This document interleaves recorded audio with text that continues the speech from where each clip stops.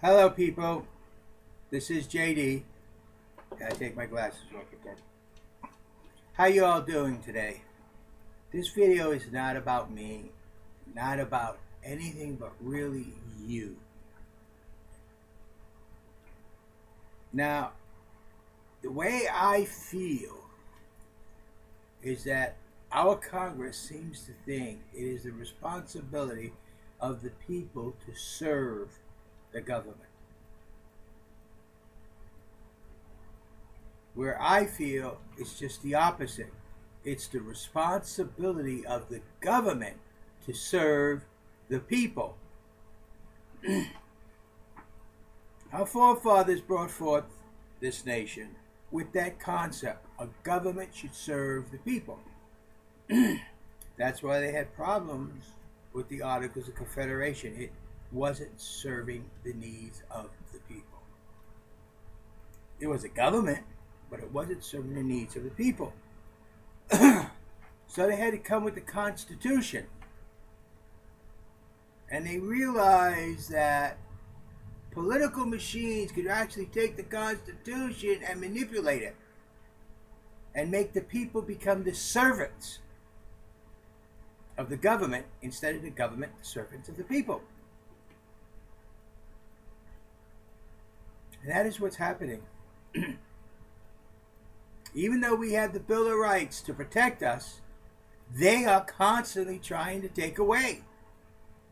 For example, First Amendment about religion, the free exercise of. Yet the government, federal government, wants to put restrictions where or where not you could pray. That interferes with the free exercise of. They want to put restrictions on where or where not you could display your religious beliefs. That is interfering with the free exercise of. You have to serve the government. The government doesn't turn and look and say, wait a minute, free exercise. Now, how does that serve the people? Well, we have some people who don't believe there's gods or anything, so how can we serve them? Well, we have to serve those who believe that free exercise. Well, we're going to have to give those who do not believe in God the same privileges. So they have the option to display non-religious. They have the option not to pray when they do not wish so. That's serving the people. By dictating to the people, you cannot pray because there's somebody who does not want to pray, that makes you a servant to the government. I'll give you another example. Obamacare. I will stand beside Obama with insurance medical regulations. It is needed. But not the way they did it. That is wrong. First and foremost, they can't force people to buy insurance. That makes you a servant. You have to do what they say. And if you don't, you pay a fine. You are serving the government. The government's not serving you. Also, if you really look at the purpose of Obamacare, it's to get people off of Medicaid. By having the private sector start picking up more of the medical bills by insurance companies. A lot of young people don't have insurance. They get hurt. They have accidents. They need medical attention. In this country, prior to Obamacare, we had 100% medical coverage. Anybody and everybody. But if you didn't have the money to pay for it, Medicaid had to foot the bill. And of course, as our population grows, the Medicaid bill and inflation grows bigger and bigger. Well, they had to do something about Medicaid to get people off of it. So, they come with Obamacare. Now they force you to get insurance or you're going to be penalized, fined. That is the serving of the people. No, that is not. That is the people serving the government. So then how should that have been done? Give you an example of a way where the government would be serving the people. Have the insurance where everybody who gets insurance, when it comes time to file their income tax, gets a percentage off of their income tax bracket, whatever it is. For example, let's use Mick Romney's. His is at 17%, I believe. Well, if he has medical insurance, let's say the bonus is 5%. His 17% would now drop down to 2%. 12% would drop 5% down to 12%. Now, what does that do? That rewards those who have medical insurance. But it doesn't force you to have to get it. You could choose not to get medical insurance, then you don't get the bonus deduction. You could choose to get it, and you get the bonus deduction. The bonus deduction is open to everybody, but to get it, you must have medical insurance. See? It's not restricted. If you choose not to get the medical insurance, you choose not to get the bonus. If you choose to get the bonus, you need to get medical insurance. It's your choice. That's the government serving the people. It provides you an avenue, and it lets you choose to accept it or not. Now, why am I talking about this? Because you people out there have to start realizing that our Congress right now and our federal government, the White House, and some of the Supreme Court does not serve the people any longer.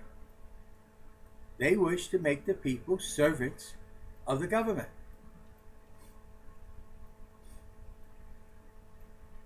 So what are we going to do? Well, we could do like other countries do. We pick up some guns and go around shooting people and destroying property, but that doesn't work very well. Just look at the other countries. Years and years. We could actually, in 6 years, without firing a single shot, completely replace the federal government, except for the Supreme Court. Completely. 100%. Do you know how? By not voting in the people who are in. Putting new people in. Every 2 years, part of Congress has to run. Every couple years, Senate has to run. The president every 4 years. So within 6 years, we could completely fire everybody. Completely overthrow the government. Completely remove everybody that's in it. And put new people in. Well, isn't that what a revolution is? When you completely remove who's in and take them out? And put in new people? People of your choice? Of your liking? So yes, we can have a full revolution. Look at Syria. Their revolution's how many years long? Right now. And we could do it in the same amount of time and not fire a single shot, not tear down a single building, not destroy anything. Won't have to take that long, because I'm sure those congressmen and senators and political parties sure don't like the idea of being replaced. And they would cower down to us, the people. But you see, there's got to be something different to cause that to happen. You got to get involved. Our Constitution was written and designed so that the people are involved with the government. You have to get active. You have to be there. And most important, your vote does count. Now, you people who don't vote, let me tell you something. Those political parties count on that. They would not want you to go out and be independent and start voting your way, because they know to offset every vote you would cast, they have to get two votes. One to cancel your vote, and the second to get ahead of your vote. Now, can they do that? No, because the majority of people in this country don't vote. And if the majority of people in this country voted one way, whichever way they voted, that would be the winner, no matter what happened in the others. So this video is about you, the people. Do you want to continue with a government that feels you're their servants, like Nancy Pelosi, I'm paraphrasing, said now? Well, give it to them whether they like it or not. We'll give it to them anyway. We'll force it on them, and they will like it whether they like it or not. That was said in our Congress by the majority leader at the time. Think about that. That's what a tyrant says. Not a person who represents the people. And that's where you come in, people. Because you're not being represented. We had a Revolutionary War because the political parties in England did not represent the colonies. Now we have political parties in Congress that do not represent the people. Let's take the Senate, for example. Right now, Virginia, 2 senators, one's Republican, one's Democrat. Are they sitting next to each other? I believe the Republicans or the Democrat, either one is a new one. So he's sitting at one extreme somewhere, one side somewhere. And the other one's sitting on the opposite side. Now, bill gets discussed on the floor. They bring it up for discussion. What happens? Does the 2 Virginia senators stand up and say, okay, everybody shut up. We got to talk among ourselves right now to see what the state of Virginia really needs and wants in reference to that bill? No. One's talking among the Republicans and say, well, what do the Republicans want in reference to that bill? And one's talking among the Democrats. Well, what do the Democrats want in reference to that bill? But they don't represent the Republicans and Democrats. They're supposed to be representing the state of Virginia. No one else. And congressmen, they're supposed to be representing you, the people. And no one or nothing else. Remember the second half of my motto. The people are not to serve the government, but the government is to serve the people and only the people and no others. That means they're not to serve the Republican or Democrat Party, the Libertarian Party or Greenpeace Party, or this group or that group. They're to serve you, each and every one of you. That's what I'm all about, people. When you elect me as president, I have some standards, morals, and things I talked about. But when I go to fight in Congress for whether a bill's good, bad, or different, it's not what I want that matters. It's you, the people. It's us together. What do we as a nation of people, of many different people, want?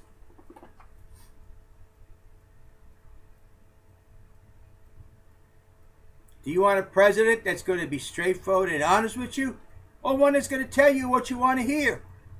Example, let's talk about Iraq. How many times did our current president say, no boots on the ground, and next day, I'm sending 200, 300 troops to Iraq to do this, to do that, to be advisors, to install, reinforce the embassy? Then he says, I'm sending no boots on the ground. Another 300 going for this or for that? Or would you rather a president say, I am currently involved with the situation.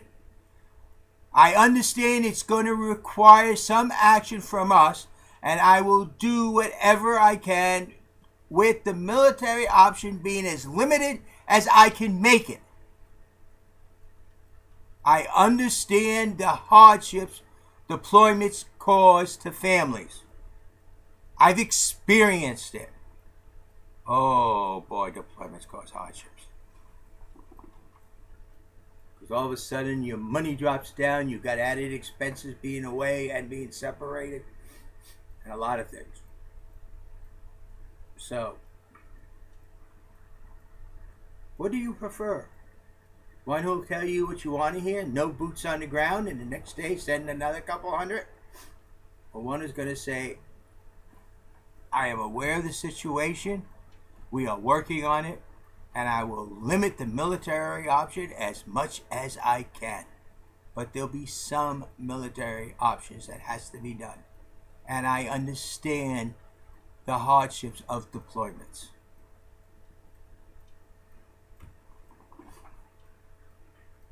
Which one do you want? That's the difference between the serving the government and the government serving you. As the government serving you, it's being honest and straightforward with you. As you serving the government, I'm going to tell you what you want to hear so you can go home happy and then turn around and do what I'm going to do. They call that being politically correct. I call it downright lying. But that's my opinion. And will I lie to you, the people? To the best of my ability, and this is a solemn oath I've done through my life, to the best of my ability, I will not lie. If I must, because of national security, tell you stuff that's not true, I'm going to tell you this. Ask me no questions, I tell you no lies. And then you know, I'm not going to tell you. I can't. For national security. I'm not going to repeat national security dictate that. I'm just going to say, ask me no questions, I tell you no lies. Nice and simple. So people, how many promises did I make? I got 600 videos, you go through them, I tell you different things, how I feel about different things. But every time I tell you, I'm bringing your voice, you, with me to Washington, D.C. Because the government needs to serve the people. You, the people. Not a political party, not a special interest group, not this or that, not a nation. You, the American people, need to be served by the government. First and foremost. Then if there's anything left over. Does that mean we can't help other nations? Yes, we can. But before we feed the hungry of the world, make sure there's no hungry in this country. Before we build schools around the world, make sure our students have the best schools we could possibly give them. Before we build a highway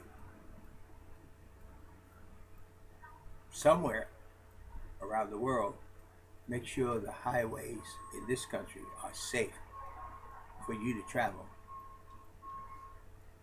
You see, you, the American citizen, needs to be served by your government, not you, the servant of the government.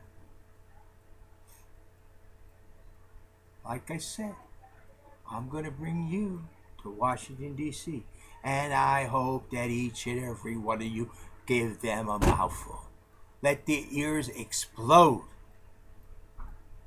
when you're with me, because they're going to be kicking and screaming trying to keep those political parties, those lobbyists in Congress. And we going to remove them. There's things we can do. And we will. And see, when we do, there's something I'm going to need more than you all realize. When I'm president and we start making the federal government serve the people, I'm going to need you to totally support me the whole time. Not just for the election, the whole time. But here's what's going to happen at the end of 8 years, probably 8 years, when I get ready to give my farewell address.